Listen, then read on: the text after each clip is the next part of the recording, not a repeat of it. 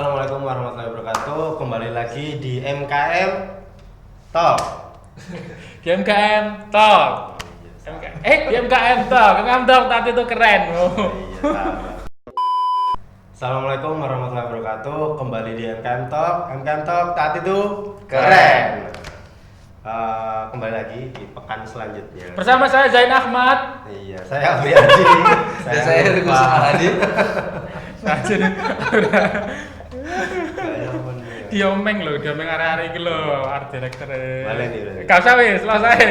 Daripada susah. Akhirnya.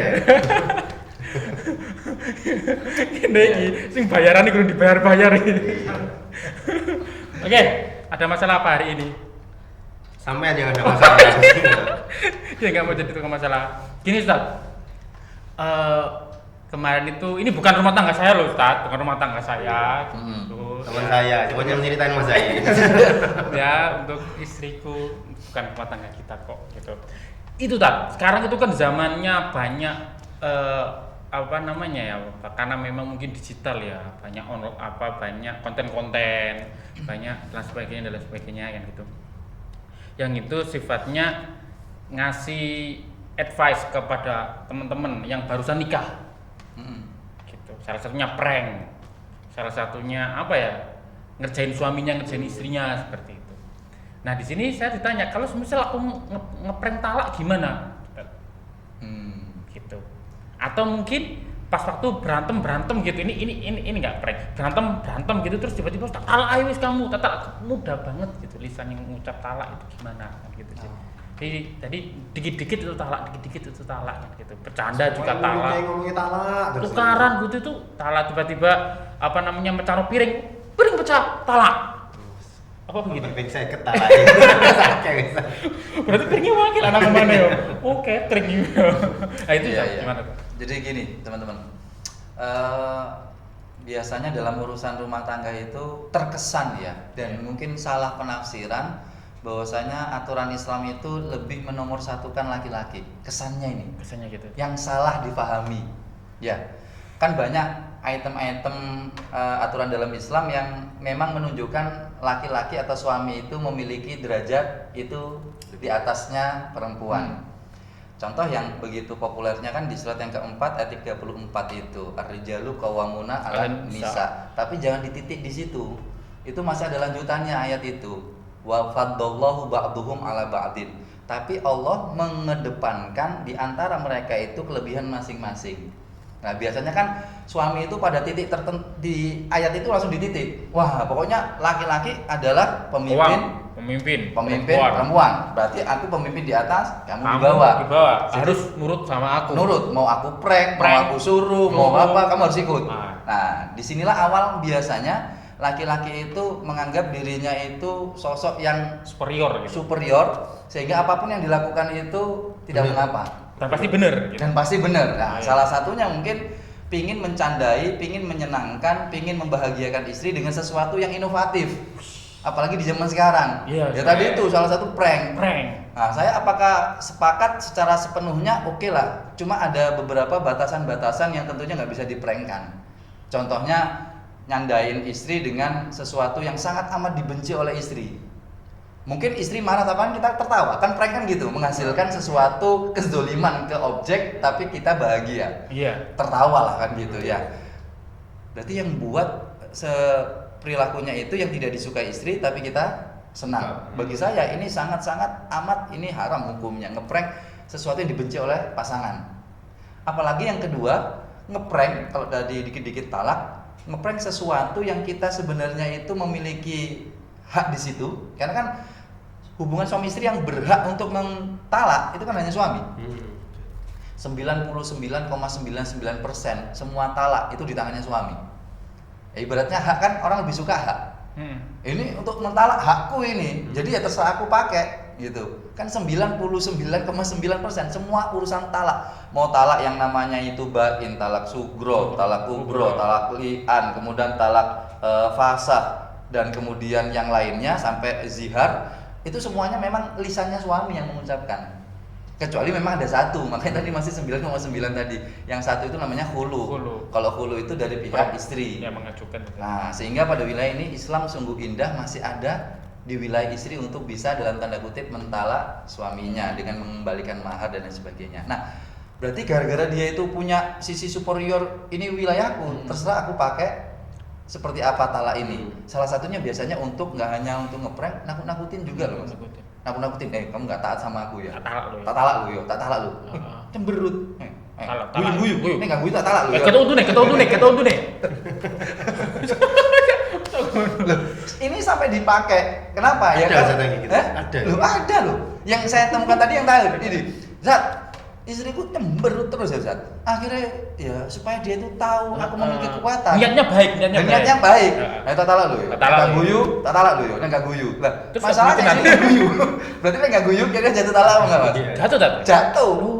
Dalam artian jatuhnya itu seperti gini, kamu kan nggak guyu, maka akan jatuh talak satu. Mirip kayak, apakah ini sesuatu yang kemudian aturannya itu disamakan dengan apa?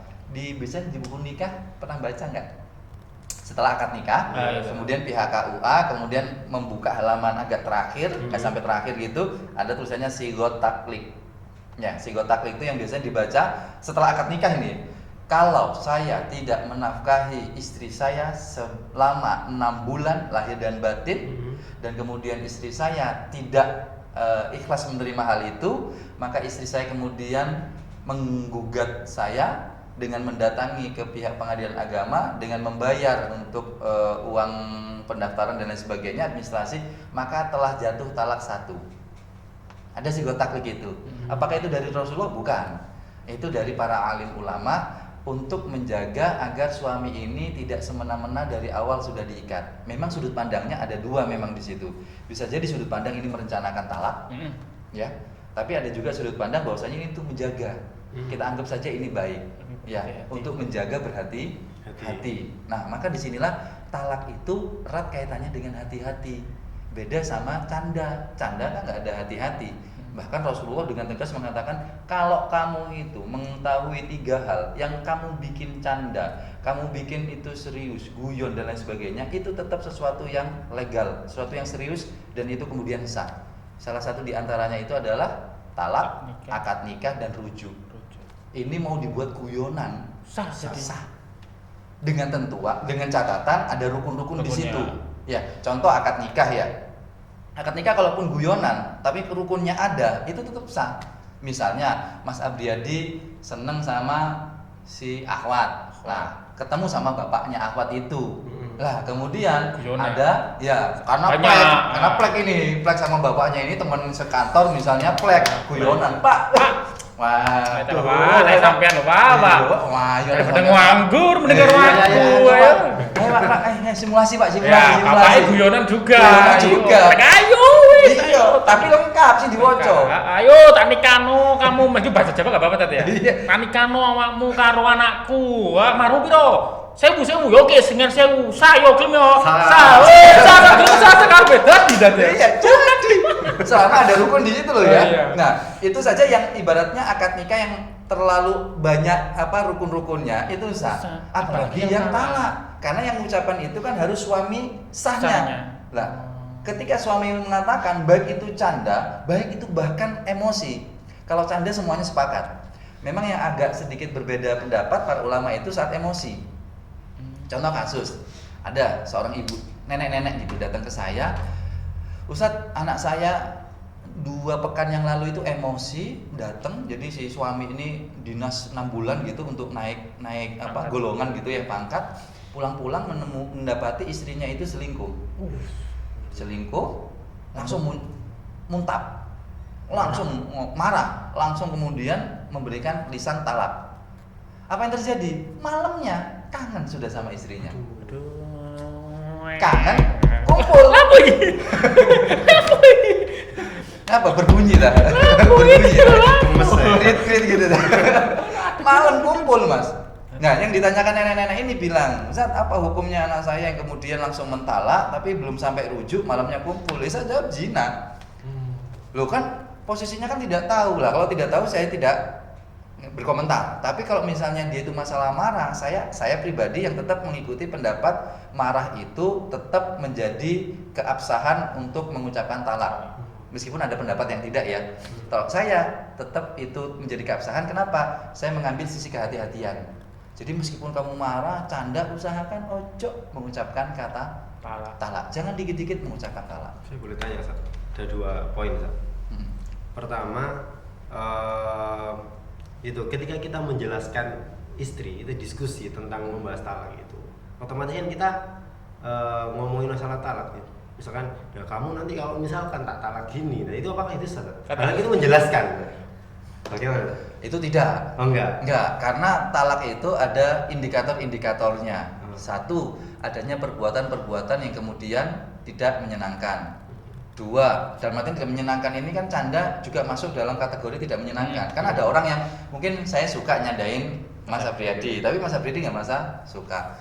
Jadi ada indikator berikutnya itu adalah sesuatu yang kemudian dibenci. Dan yang ketiga, kalimat itu langsung ditujukan kepada objeknya langsung. Kalau yang tadi itu sifatnya kan sebatas minimal penjelasan atau advice gitu. Kamu jangan kayak gini. Nanti khawatir gini. Kalau nanti sampai berucap gini itu nggak masuk. Nggak masalah berarti. Nggak masuk. Oh gitu. Yang kedua, lupa. Kalimat talak, Pak. Kalimat talak. Apakah kalimat talak itu berupa talak dengan kata talak atau mungkin bisa dengan istilah kalimat-kalimat lain yang lebih gitu. samar gitu, Ustaz. Kon tak uleno nang wong tuamu. Nah, atau mungkin apa kan gitu sih, Ustaz. Jadi kata talak itu sendiri memang dibagi menjadi 2. Ada kata talak secara sorry, kata talak dengan teks jelas, yaitu TALAQ misalnya talak gitu ya. Talak kok pakai kokolan. Mendel. Misalnya aku talak kamu gitu ya. Ya. Itu kalimat yang jelas. Tapi ada juga makna majazi atau makna kiasan, kinayah itu juga diperbolehkan. Jatuh tuh, Ustaz. Nah, untuk yang sorry, yang jelas itu semua ulama Jelas. sepakat ya, karena sudah jelas teksnya. Yang kedua itu adalah secara kinayah. Di antara yang kinayah ini nanti masuk di wilayah juga by tulisan, by WA dan lain sebagainya. WA juga, Ustaz ya? Loh iya. Itu masuk di wilayah ini hukumnya. Nah, sehingga di wilayah ini ada 2 pendapat. Sebagian besar salah satunya membolehkan jatuh talak, yang kedua tidak jatuh talak karena khawatir ada manipulasi data nanti. Bisa jadi kalau WA kan bisa jadi bukan suaminya yang WA ya gitu kan. Nah, pada wilayah ini lebih condong kemana tergantung dari kondisinya. Kecondongan ini kondisi apa? Kondisi di tempat mana pelaku itu berada. Kenapa gini? Talak itu kan juga diakui satu keabsahannya oleh lisan si suami, tapi juga kedua diperlukan legalitas dari pengadilan agama di sini, ya. Sehingga pada wilayah 2 ini karena ada sisi administrasi yang diperlukan kan kalau talak itu dari 2 ini itu kedua-duanya diperlukan. Sehingga apa? Kalau kita berbicara di pengadilan agama maka pengadilan itu melihat kondisinya seperti apa. Contoh gini, sudahlah kamu pulang saja ke rumah orang tuamu. Di Surabaya itu tidak berlaku talak. Kenapa? Karena kaidah fikihnya itu al-adatu muhakamah, adat bisa menjadi hukum, tradisi bisa menjadi hukum. Nah, kalau di Surabaya tradisinya itu nggak menjadi hukum. Pulang saja kamu ke rumah orang tuamu. Tapi kalau di Sulawesi sama Kalimantan ada satu daerah itu kemudian berlaku talak. Soalnya di Surabaya memang dia rumahnya sebelah. Itu paling gitu. Jadi nggak masuk. Jadi tergantung dari kata-kata yang kinayah tadi itu, tergantung lokasi di mana adat itu terpakai atau tidak. Kamu pulang saja ke rumah orang tuamu. Mas, ini rumah orang tuaku. Kita di sini. Di sini numpang ya. Loh, makanya kalau di Mesir itu menariknya itu setelah suami istri itu menikah, itu apapun di rumah itu yang atas dasar sertifikatnya nama suami dipindah tangankan ke istri. Seperti itu, gayanya Imam Malik seperti itu. Supaya apa? Kalau suami agar tidak semena-mena ke istri. Makanya para istri Mesir itu seneng kayak gitu itu, langsung berpindah nama. Iya, enak sih kalau mau punya uang ini ayo, pergi gitu kan ini sertifikatnya siapa ini ya? Nama kamu yang pergi. Ya, Siti Munawaro ini loh namaku, Siti Munawaro gitu. Jadi tergantung dari daerah di mana dia itu berlaku. Tapi juga dipastikan omongan ini itu omongan untuk niatnya mentalak ataukah kemudian hanya untuk dalam tanda kutip ancaman.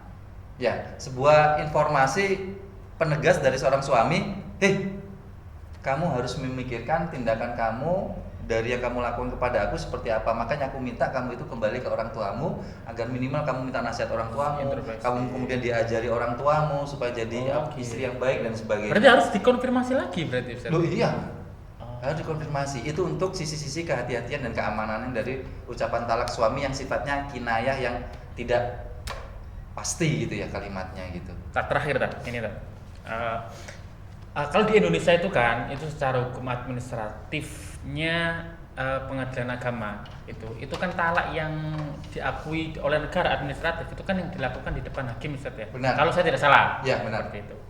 Nah, kalau semisal nih ada dalam suatu rumah tangga itu sudah berkali-kali talak, tapi ya nggak didaftarkan. Ya maksudnya nggak sampai ke pengadilan, ngomong gitu. Budaya ya. Budaya kan gitu. Bangun kamu talak ya, terus di lagi. Kok belum nolak aku? Kamu kan belum nolak aku. Ini baru tahu kasusnya. Sudah sangat sering, karena sudah Saking sangat seringnya, terbiasa, ya. terbiasa kayak, wow hari ini kok belum ditalak kan gitu Ada sih. yang aneh ini. Ada yang aneh seperti itu. Nah itu gimana Ustaz? Jadi gini, bahkan ada cerita yang aneh sih dulu ya. Si suami itu ngelindur, nalak. Ngelindur, lu kejadian ini ngelindur nalak. Apa hukumnya suami yang nalak ngelindur, Ustaz? Jadi kasusnya ini seorang ibu-ibu ini bilang suami saya itu nalak sambil ngelindur gitu ya, ngelindur sambil nalak gitu. Kemudian besok paginya saya karena tahu hukumnya saya ditalak, akhirnya saya siap-siap pergi karena saya ditalak. Saya jawab, loh Bu kenapa gitu? Ya saya ditalak Ustaz. Loh bapaknya bapaknya nggak nanya? Ya nanya suami saya Ustaz. Mau kemana? Loh kan tadi malam saya ditalak. Kapan? Pasti udah bojone wis menang ya itu. Wah, yes ditalak yes gitu kan. Ini beda lagi tadi. Kamu nalak aku kan gitu ya. Udah sering Harusnya kan ini. talak. Hari ini belum nalak loh, sudah jam 7 loh. Ayo cepet gitu. Udah mau habis hari ini. Gitu, Jadi nggak boleh. Kenapa? Karena tetap aturan pertama yang kita dahulukan itu adalah aturan agama, bukan aturan secara perundang-undangan. Ya, jadi keabsahan talak itu adalah satu suami istri yang sah. Dua, ada ucapan secara jelas atau tidak jelas, atau bahkan juga perilaku-perilaku yang terhukumi talak. Selama itu kemudian terlakukan, maka menjadi jatuh talak secara pasti dan secara langsung. Nah, kalaupun kemudian dibawa ke pengadilan agama, mau nggak mau kita mengikuti aturan-aturan di pengadilan agama. Ya. Tapi kalau secara syar'inya itu sudah jatuh talak, tidak perlu kemudian menunggu di pengadilan agama. Tinggal Ada akte diselesaikan cerai. di itu pengadilan agama itu saja. Ya, sebenarnya kalau di pengadilan agama itu hanya untuk menegaskan sebenarnya. Kalau kita sudah tahu hukumnya, sebenarnya ke pengadilan agama ini hanya untuk menegaskan. Menegaskan apa? Bahwasanya kita ini sudah melakukan talak. Bukan kemudian masalah on off-nya talak kita itu menunggu dari pengadilan agama. Misal si suami sudah mengatakan, "Aku talak kamu." Ternyata ke pengadilan agama weekend tutup. Nah, akhirnya nunggu 2 hari kemudian. Pending sih yo, tutup pengadilan ini. Kalau yang seperti itu, dia kangen sama istrinya, pingin kumpul, ya tinggal rujuk saja. Aku kangen sama kamu, yuk kita rujuk. Nah, tapi nanti hari Senin karena buka, tak talak lagi ya. Bisa gitu. Enggak gitu temen-temennya. Kayak dulin. Kira aku ki opo? Ayo. Jadi tetap prioritasnya kita mengambil aturan kaidah agama bahwasanya selama verbal talak itu terucap, saat itu juga otomatis jatuh talak dan berlaku semua aturan-aturan talak. Nggak boleh kumpul suami istri. Apalagi pada sisi-sisi kumpul di sini itu hubungan suami istri. Tapi kalau berkumpul dalam interaksi satu rumah itu masih dianjurkan. Masih boleh katanya. Jangan bahkan untuk keluar itu bahkan nggak dianjurkan. Cuma Aku memperbaiki itu. Nah, supaya ada kesempatan-kesempatan untuk memperbaiki. Jadi teman-teman, kalau ada talak di situ, jangan keluar rumah Langsung atau mulai. minimal bahasa istilahnya kan pisah ranjang. Ah. Jangan, tetap nggak apa-apa kumpul satu kamar, satu rumah. Untuk apa? Ada kesempatan untuk komunikasi biar bisa kembali rujuk lagi gitu. Jadi kalau masalah pengadilan agama itu hanya untuk memberikan legalitas terkait dengan keabsahan tentang talak itu sendiri. Siap. Sudah di kangen talak ya dia. Ya. Nikah di Siahe. Ya. Tutup. Terima kasih teman-teman semuanya. Ya. Oke, terima kasih teman-teman semuanya karena memang Abdadi mungkin ya bingung ya belum nikah tapi masnya sudah talak-talak seperti ini. Jadi daripada kita tambah-tambah bingung biar Abdadi fresh gitu. Kita ketemu di episode berikutnya. Jangan lupa like, comment, and subscribe. Teman-teman masih bingung atau masih ada pertanyaan, silahkan komen di bawah ini. Kita ketemu di episode berikutnya. Saya Zain Ahmad, Saya Priyadi. Dan saya Rifki Sumahadi. pamit. MKM Talk saat itu keren.